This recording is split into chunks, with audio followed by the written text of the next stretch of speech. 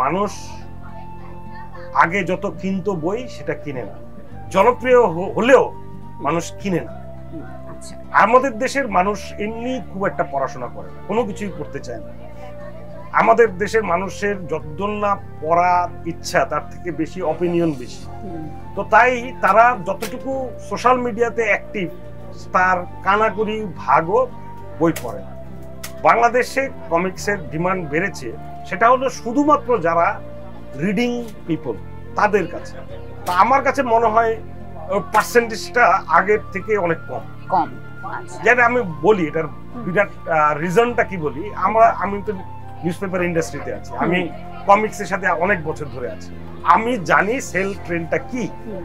Covid এর পর থেকে সেল ট্রেন্ড প্রত্যেক বছর কমছে, অথচ পাশাপাশি আপনি যদি জাপানের সাথে তুলনা করেন, জাপানে কিন্তু একটা মাঙ্গা যদি হিট হয় সেই সিরিজ 100 মিলিয়ন কপিও বিক্রি হয়, ডিজিটালি প্রিন্ট যেভাবেই।